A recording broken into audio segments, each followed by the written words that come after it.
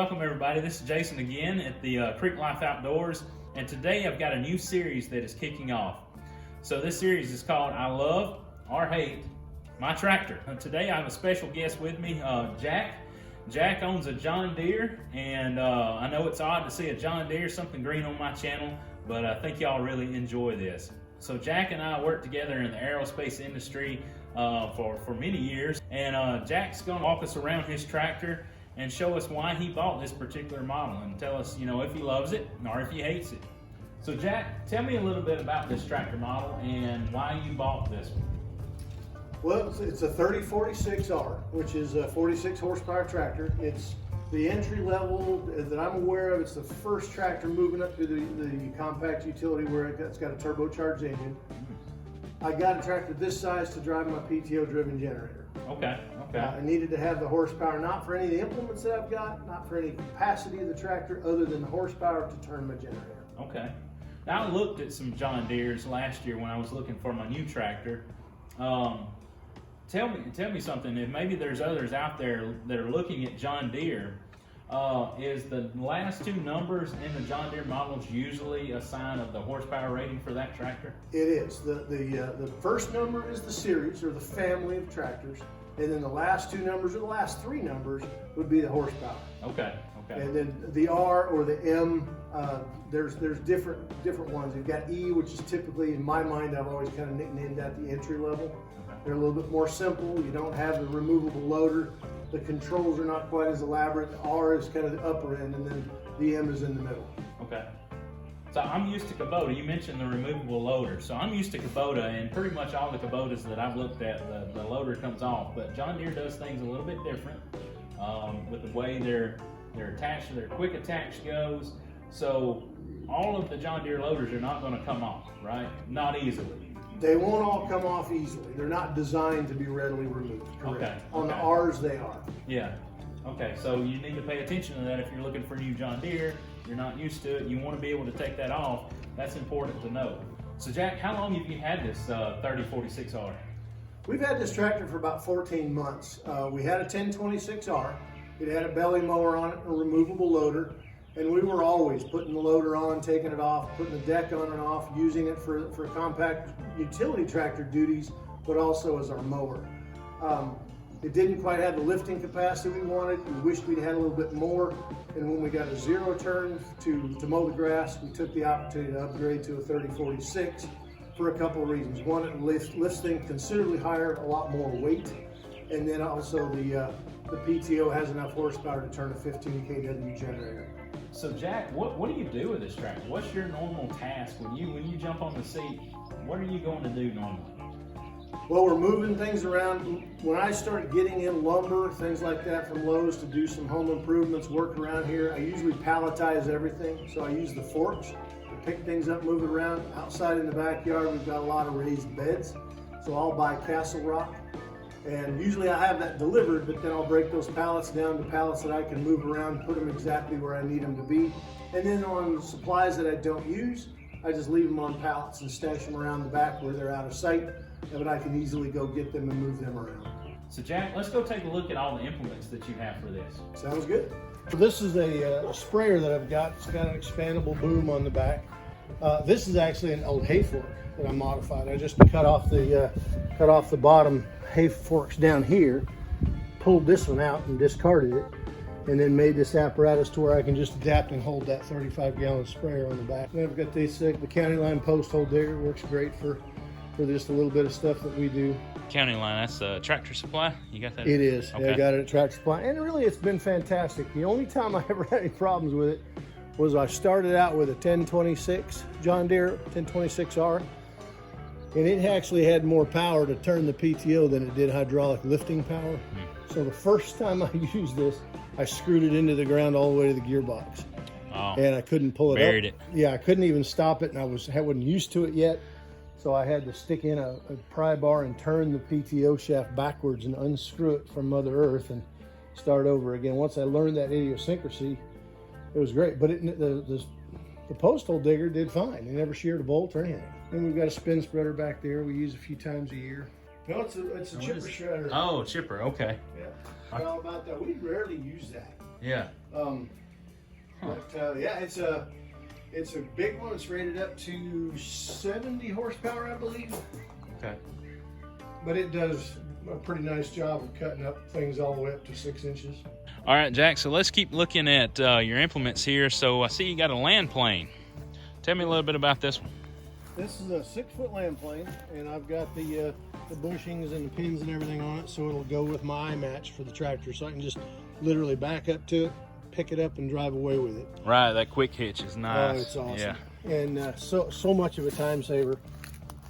This particular one has cutting edges only going forward. You can get some that have cutting edges both directions. Honestly, the material that the frame is made out of is tough enough. Any more backing up than I do, it works just fine.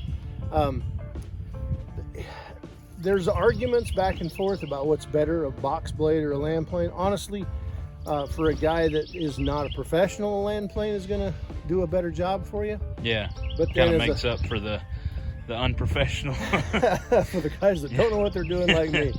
But what I really like about this is we've got a gravel road at our church, and I'll take it up there and run it, and I can grade and contour and extend the one of the lift arms and give myself a grade and an angle.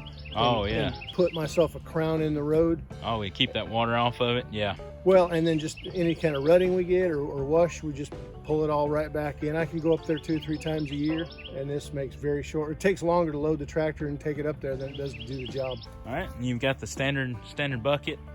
Yeah, I assume came with it. Yeah, this is the Deere 500 Connect bucket, and then I've got the 4,000-pound forks over here. Kind of a funny thing about the forks, when I got my first tractor, the John Deere 3046R, I wasn't going to get the forks, and my Deere dealer suggested that I get the forks, and he said, you use them for 60 days, and if you don't like them, bring them back and I'll give you all your money back. So they're still here, aren't they? And honestly, in the first 60 days, they were probably on the tractor more than the bucket was. Oh, yeah. Use them all the time. You can see the stuff. I've got pallets, and everything I put on pallets now. You know, any of my projects, I try to palletize it, and I can move things around with it so much easier. Oh, yeah. Inside the shop. So, Jack, tell me a little bit about the operator seat. So this is what Deere calls an open station. You can technically get on from either side. The other side's a little easier because there's a step over there. It's got twin touch controls, so with hydrostatic transmission, literally pressing this pedal's forward, this pedal's backwards. So with hydrostatic, you've got an infinite ability to control speed.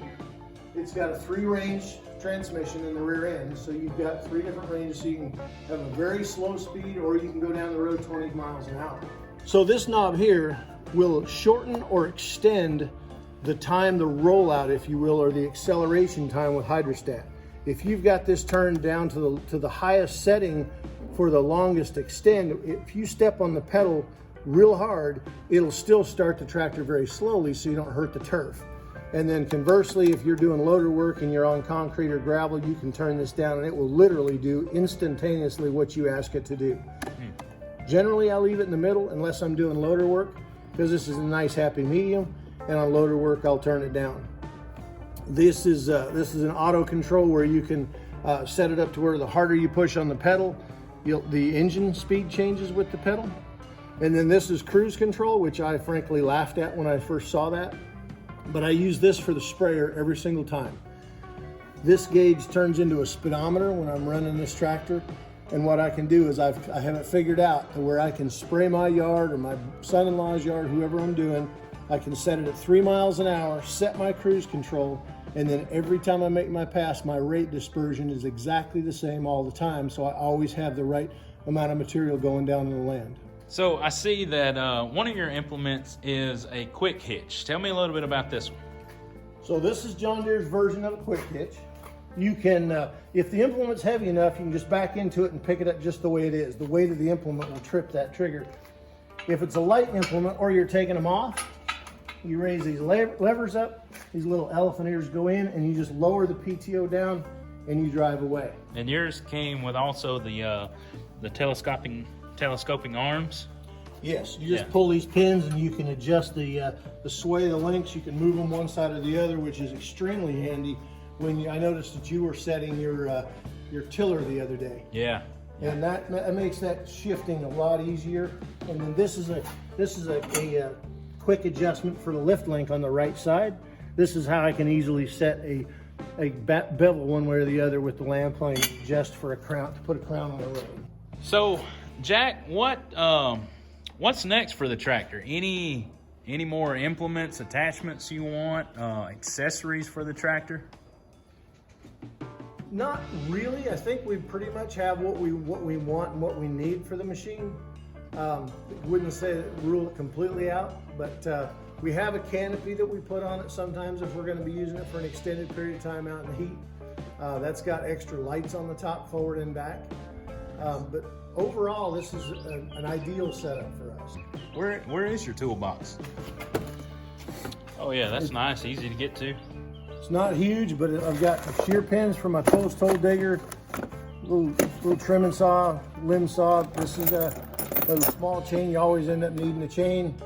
And then the only reason I use this Phillips screwdriver in here is it's the way you release the hood to open it up to check things out. This is the one thing.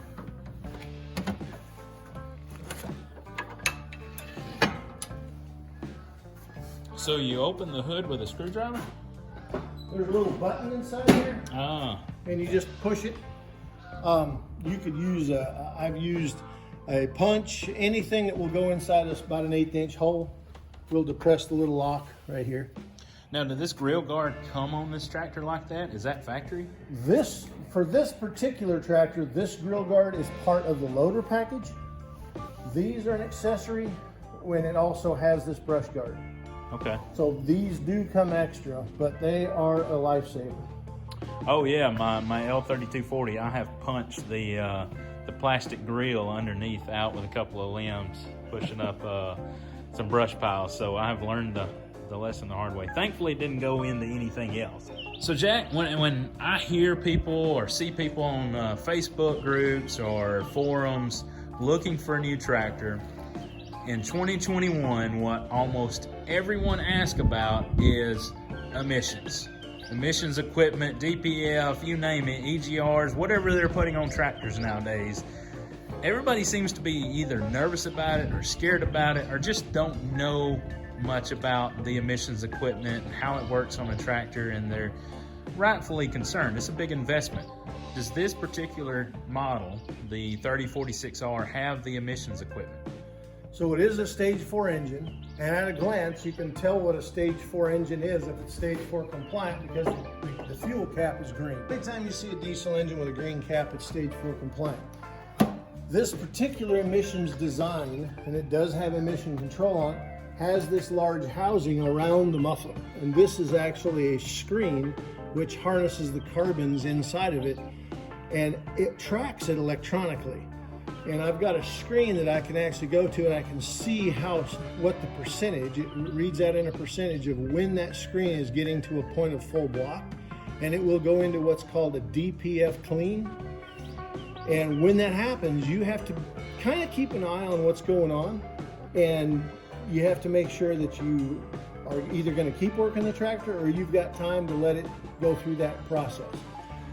But when it goes into that DPF cleanse mode, it'll take 20 minutes or so, and it runs at an elevated RPM, like I said, and it will add in extra fuel, extra heat, and burn that carbon out of the screen and regenerate itself. And once the regen is complete, the light goes off on the dashboard and it goes back into normal operation. So no problem? You haven't had any problems out of it? I haven't had any problems about it. So this whole series is about I love or I hate my tractor. So overall, Jack, we walked around this. I think I know the answer to this. What's the overall verdict? We like the tractor. I think there are a lot of companies out there that make good machines. I think there's advantages and disadvantages to all of them. I grew up with my uncle was a dairy farmer, so I kind of got my eye teeth cut on John Deere, as you can see by the 75-year-old tractor in the background there. But for us, this is the right tractor, but I would have no qualms about having a Kubota or some of the other tractors that are on the market. As long as you can get parts for them and they've got a good review on them, I wouldn't be afraid of it. Okay, Jack, you mentioned an antique John Deere. I know you'd love to show us what antique tractor you have behind us. Can you show us that tractor? Sure. So Jack, tell me a little bit about this. What's the history on this? Why do you have this particular antique tractor in your garage? Well, back in the 80s in Arizona, I started having a young family, and I got to a point where I wasn't really able to afford flying as a hobby anymore. But I'm a guy that has to have a hobby, and I grew up being around tractors on my uncle's farm. And this type of tractor was similar to what he had on his farm, and I bought this in Nebraska, where I was born, and took it to Arizona and restored it in 1987. It's a 1950 Model G, 2-cylinder tractor. The world likes to call them Poppin' Johnnies. Oh yeah. 2 cylinders, 430 cubic inches.